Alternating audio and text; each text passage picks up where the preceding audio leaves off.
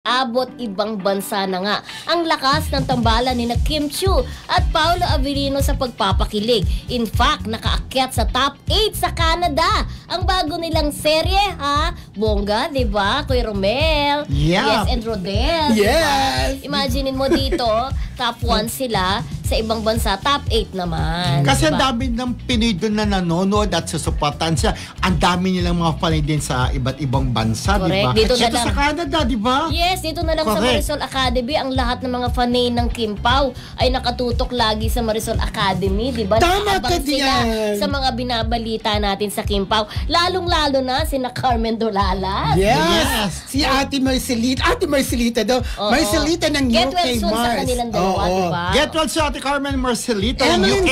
Emily Gomez. Emily Gomez hello. Mare, of Hi, course. Mare. Mare Sila Kisay. Lina Moreno, Annelyn Muape. Annalyn Anape Muelo. Tape. Tape Roque. Marina Corazon, Annalyn Hiccup. Correct. Ate Ebel Dew. Si Ate Lina Moreno. Mami Amores. Hello, Jaime Badizos. Yes.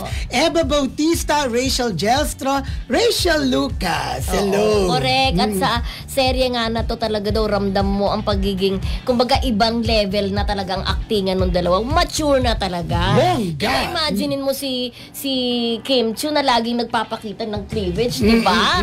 Okay, kaya tuwan-tuwang ating mga Kim Pao dyan. Yes, si Annalyn Hiccup, hello. At ito na, yung mga, yung nagbanta kay Kim Chiu, ay napunta na doon yung address yung lalaking yon. Okay, na-trace na. Na-trace na kung saan nakatira. Yan ang bago, ha? Yes, yan ang bago, di ba? Siyempre, nag-enjoy mga Kim Pao dahil bakit nga naman kailangan pagbantaan si Kim?